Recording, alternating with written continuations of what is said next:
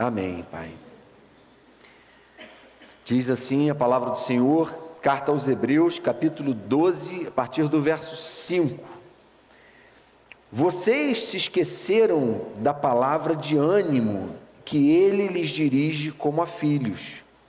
Meu filho, não despreze a disciplina do Senhor, nem se magoe com a sua repreensão, pois o Senhor disciplina a quem ama e castiga todo aquele a quem aceita como filho. Suportem as dificuldades, recebendo-as como disciplina. Deus os trata como filhos. Ora, qual filho que não é disciplinado por seu pai? Se vocês não são disciplinados, e a disciplina é para todos os filhos, então vocês não são filhos legítimos, mas sim ilegítimos. Além disso, tínhamos pais humanos que nos disciplinavam e nós os respeitávamos. Quanto mais devemos submeter-nos ao Pai dos Espíritos para assim vivermos. Nossos pais nos disciplinavam por curto período, segundo lhes parecia melhor, mas Deus nos disciplina para o nosso bem, para que participemos da sua santidade. Nenhuma disciplina parece ser motivo de alegria no momento, mas sim de tristeza. Mais tarde, porém, produz fruto de justiça e paz para aqueles que por ela foram exercitados. Portanto, fortaleçam as mãos enfraquecidas e os joelhos vacilantes, façam caminhos retos para os seus pés, para que o manco não se desvie, antes seja curado. Amém? Vamos ler juntos esse verso 13? Façam caminhos retos para os seus pés, para que o manco não se desvie, antes seja curado. Parece um pouco estranho, talvez para alguns, a gente colocar um título nessa mensagem: amor que cura. Como assim? Quer dizer então que há um amor que não cura? É verdade, a gente entende que nem tudo aquilo que se chama de amor necessariamente é amor segundo a verdade, segundo o Evangelho, segundo Deus, não é? Nem tudo que a gente constrói e elabora em termos de um conceito humanista de amor corresponde àquilo que Deus na sua palavra revelou como sendo prova de amor, evidência de amor. E esse texto mostra para a gente isso, não é? Segundo esse falso conceito de amor, por exemplo, há pessoas que entendem que você não pode confrontar alguém com o erro dele, você não pode, não é, advertir, repreender alguém, porque segundo esse falso conceito de amor, você tem que lidar com as pessoas de uma forma a deixá-las completamente livres e à vontade para fazerem tudo que elas querem fazer. Não é? Segundo esse falso conceito de amor, os pais agem de uma forma absolutamente permissiva com os filhos, porque eles entendem que o bem-estar dos filhos está no topo da vida deles, está até acima da virtude e da verdade. Afinal de contas, eu quero que meu filho tenha prazer, que meu filho não seja reprimido, não seja tolhido, não seja castrado emocionalmente. Então eu tenho que dar vazão a isso. Então essa suposta liberdade plena é encarada como prova de amor. A disciplina é uma palavra que nesse conceito decadente, deteriorado de amor, incompatível. É uma palavra que não é muito bem vista. É uma palavra que muitos preferem não usar. Não ver Deus como um ser transcendente, santo, santo, santo, que promete disciplinar o seu povo. Mas você vê a Bíblia de capa a capa, ele faz isso. A gente está aqui no Novo Testamento e ele está falando sobre isso.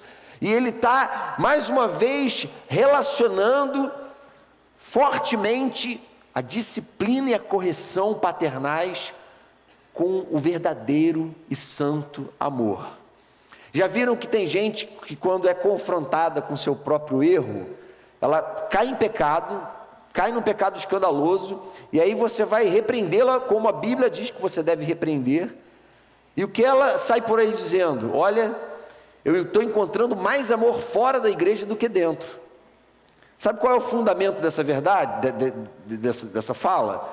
É assim: lá fora eu encontro apoio para o que eu estou vivendo, eu encontro complacência, condescendência, as pessoas avalizam as minhas atitudes, mas na comunidade da fé elas não podem fazer isso, e aí, para mim, elas estão se colocando numa postura de juízes, quando na verdade, biblicamente falando, a gente deveria agradecer, ser gratos a Deus e a igreja, quando a gente de algum modo está sendo corrigido, disciplinado, orientado. A gente deveria encarar isso como evidência do amor e do cuidado pastorais de Deus para conosco, mas não é isso que muitas vezes a gente faz, não é verdade?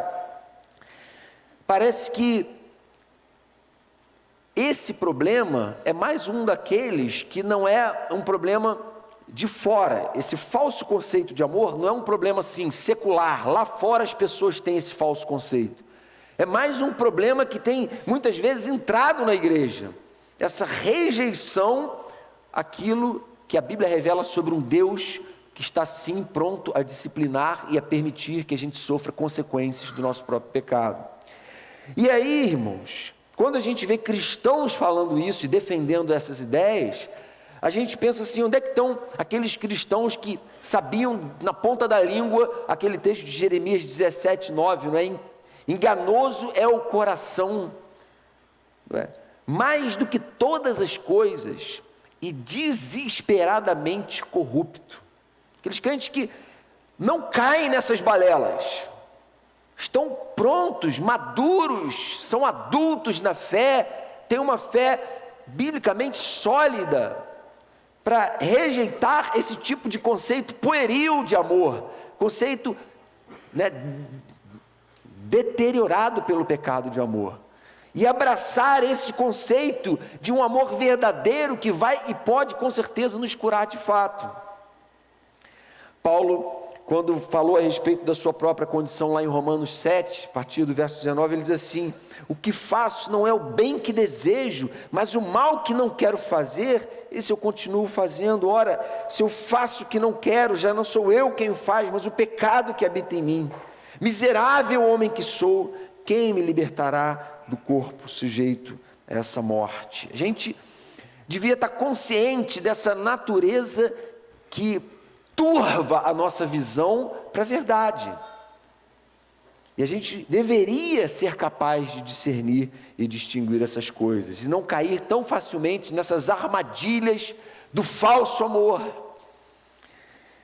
Afinal de contas, irmãos, pensando aqui no nosso título, o amor que cura, vamos ver agora o aspecto positivo, não é? Aquilo que o texto revela para nós a respeito do verdadeiro amor de Deus, esse sim, capaz de transformar a nossa vida, de nos curar, de curar a nossa alma enferma pelo pecado.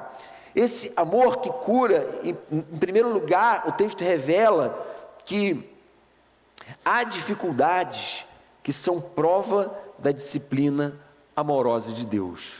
Ele diz isso no verso 7, olha só, gente: suportem as dificuldades, recebendo-as como disciplina.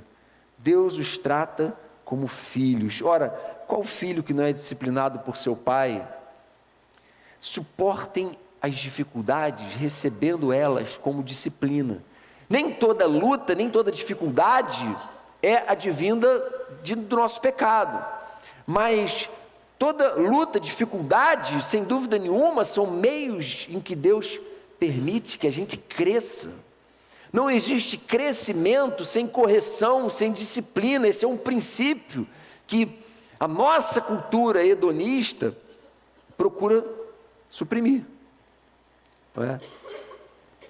Deus sabe lidar com o homem caído, e Ele sabe que o homem caído precisa sim de correção, de disciplina, e Ele tem os meios dele de permitir certas provas. A gente foge dessas verdades, mas elas estão aqui. A gente enfrenta provações, e Ele sabe que a gente precisa delas para crescer.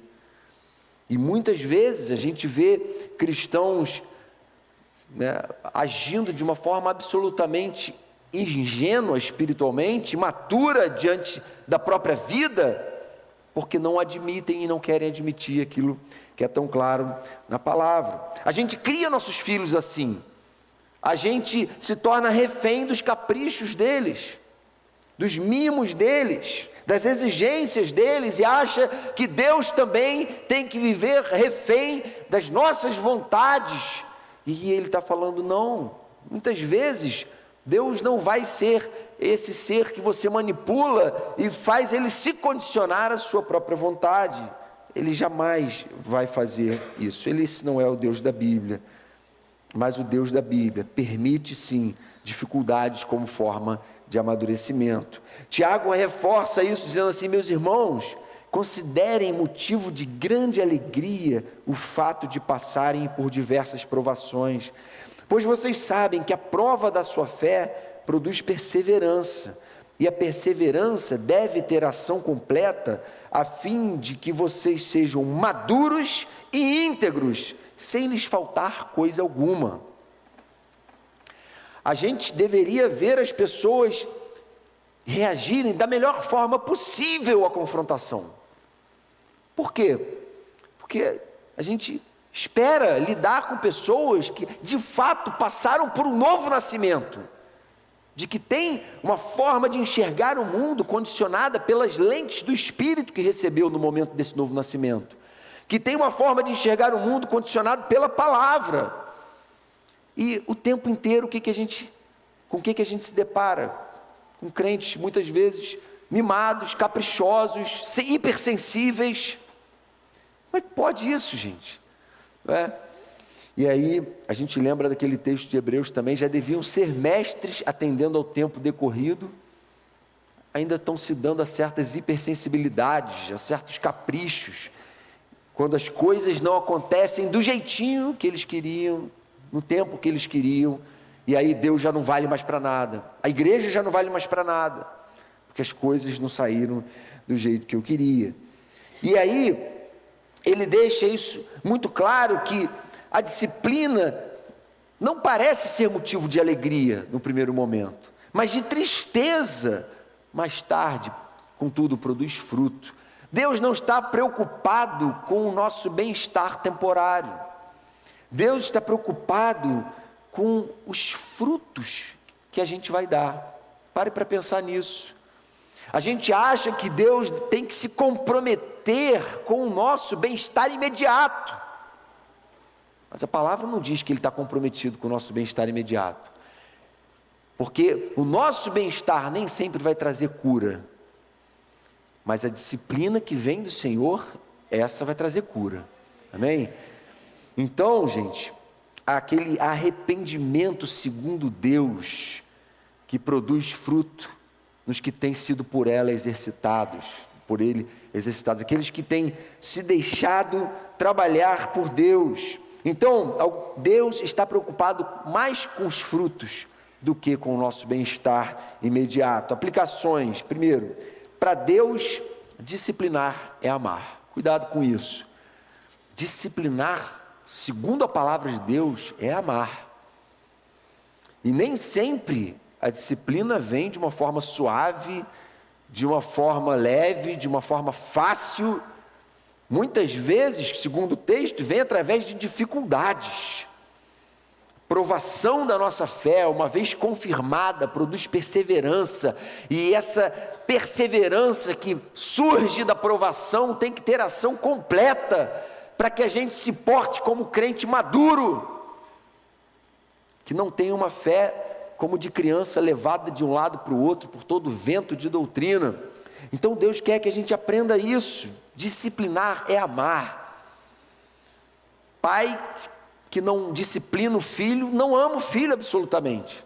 Está com um conceito totalmente distorcido de amor. E o filho sente isso. Segunda aplicação desse primeiro ponto: não existe crescimento sem sofrimento. O pecado fez isso com a gente.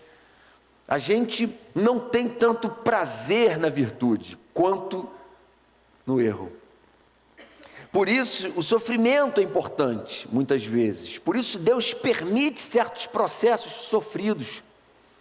Porque é através dele que a gente se apega ao Senhor, como o apóstolo Paulo disse, não é? Que quando ele era fraco, então é que ele era forte.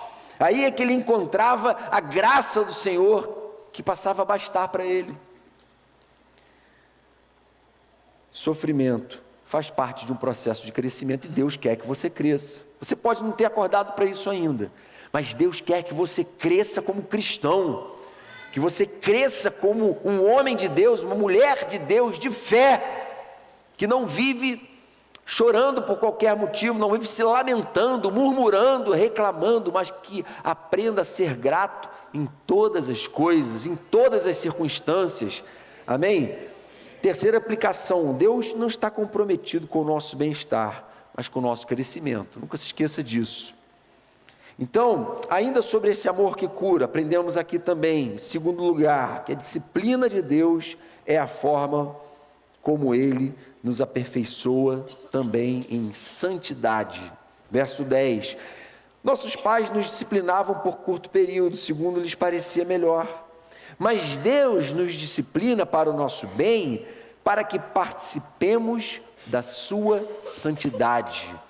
A disciplina que Deus impõe a nós visa a um ajustamento nosso, a sua imagem e semelhança. Por quê?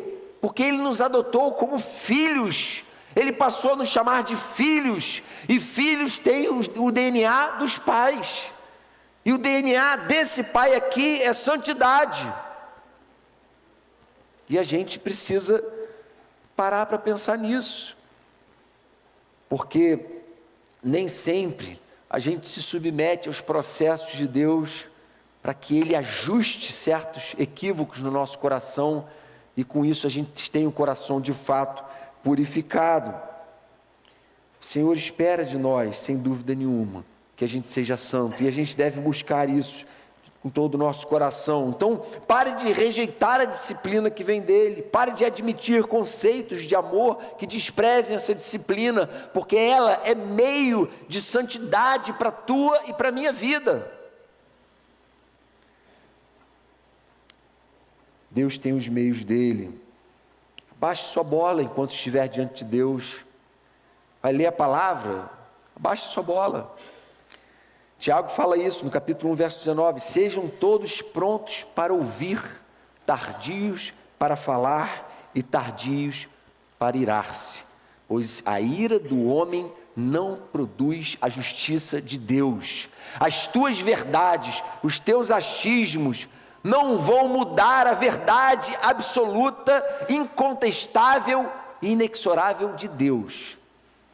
Então, pare de tentar condicionar Deus à sua vontade e aceite passivamente, prontamente, submissamente a vontade dele, porque isso vai fazer de você um adulto na fé, vai fazer de você alguém com uma fé robusta, com uma fé que não destrói casamento na primeira tempestade, que não arruína sua relação com seus filhos diante das primeiras crises, que não faz você chutar o balde do ministério diante dos primeiros problemas, porque você entende tudo como parte de um processo de Deus na sua vida, mesmo as situações de maior provação, sofrimento e dificuldade. Não se vitimize, seja grato, porque a palavra de Deus revela que a disciplina dele é prova da misericórdia dele para com a nossa vida. Se o pai não amasse, ele não disciplinaria. Se ele ama, é porque ele, ou se ele disciplina, é porque ele ama. E isso precisa ser entendido por nós. Então, a aplicação aqui desse segundo ponto: primeiro, não reclame por causa dos sofrimentos, mas encare-os como prova de que você é um filho legítimo. Está difícil? Fala: Senhor, obrigado, porque isso é prova de que eu sou um filho legítimo. Senhor, está me colocando no meio dessa situação, ou está permitindo que eu enfrente isso. O que o Senhor quer me ensinar com isso? O quanto o Senhor quer que eu cresça com essa dificuldade? coloca ela em oração diante de Deus e fala: Senhor, eu estou aqui para aprender, eu quero crescer com isso. Amém, irmãos? Segunda aplicação: aceite de forma submissa os meios que o Pai tem usado para fazer de você um filho legítimo e maduro. Aceite de forma submissa. Terceiro lugar, terceira verdade aqui, a respeito desse amor que cura, é que o amor que cura depende sim de uma resposta nossa. A Bíblia em momento nenhum subtrai o valor da nossa fé, pelo contrário, somos salvos pela graça, mediante a fé. Há uma resposta nossa para Deus, diante das ações dEle com a nossa vida. E é isso que ele termina o texto dizendo, verso 12: fortaleçam as mãos enfraquecidas e os joelhos vacilantes, façam caminhos retos para os seus pés, para que o manco não se desvie, antes seja curado. Antes de ele falar para que seja curado, ele fala duas frases que são imperativos, ou seja, são ordens que ele dá. Fala assim: olha, façam caminhos retos, fortaleçam as mãos enfraquecidas, tomem uma posição diante do problema, assumam essa condição do homem de fé, da mulher de fé que está no altar de Deus para resolver suas crises no altar de Deus, mediante oração de fé. Porque senão o que você está fazendo aqui? Sabe, irmão, se a gente é cristão, mas não leva a nossa vida, as nossas lutas, as nossas dificuldades e os processos aos quais Deus nos submete para o altar de Deus, que diferença essa fé tem feito na nossa vida? Para que ela serve? O Senhor então está dizendo aqui: olha, tem uma parte que cabe a você, a parte do Pai soberano, do Pai amoroso, cuidadoso, que disciplina, que cuida, que permite certas situações. Ele está fazendo e vai continuar fazendo, mas Ele espera que você assuma uma posição de resposta, uma posição de alguém que está impregnado da fé na palavra dEle. Você pode dizer que tem feito a sua parte? Além desses imperativos aqui, você vai encontrar também na Bíblia: santifiquem-se, amem, perdoem, obedeçam, sujeitem-se. São imperativos bíblicos. Você pode dizer: não, sei tudo, eu já tenho feito. Se você estiver respondendo a esses imperativos, você pode dizer: não, eu já estou fazendo caminhos retos para os meus pés, eu já estou fortalecendo as minhas mãos enfraquecidas e meus joelhos vacilantes. Eu não sou esse cristão, né, de meia tigela, esse cristão mais ou menos. Eu tenho respondido positivamente à ação desse Pai amoroso. Eu tenho discernido os meios que Ele tem usado para tratar o meu coração. E eu quero dizer, Senhor, que eu aceito, eu recebo essa disciplina, eu quero crescer com ela, e eu quero dar uma resposta sempre positiva. Não acreditamos que alguém que ignora esses imperativos, irmãos, obterá cura. João capítulo 8, verso 32, diz assim: se vocês permanecerem firmes na minha palavra, verdadeiramente serão meus discípulos e conhecerão a verdade, e a verdade os libertará. Não tem outro caminho para o verdadeiro amor. O verdadeiro amor revela a verdade. 1 João 7, ele diz assim: se andarmos na luz, como Ele está na luz, temos comunhão uns com os outros, e o sangue de Jesus, seu Filho, nos purifica de todo pecado. Se nós andarmos na luz, se nós nos expusermos à verdade e nos deixarmos confrontar por ela. Sabe por que é difícil ler a Bíblia? Porque quando a gente lê a Bíblia, a gente coloca um espelho diante de si, um espelho de alta definição ali, que faz a gente enxergar nossas menores imperfeições. Mas o convite da palavra de Deus, irmãos, o amor verdadeiro, o amor que cura, não nos leva para onde queremos, mas para a verdade que liberta. Por isso que no amor não há medo. Ao contrário, o perfeito amor expulsa o medo, porque o medo supõe castigo. Aquele que tem medo não está aperfeiçoado no amor. Nós amamos porque Ele nos amou primeiro. Ele nos amou primeiro, Ele tem feito o papel dele. Mas a gente não vive na luz como deveria, a gente não busca a verdade de todo o coração. E aí, consequentemente, a gente não é curado.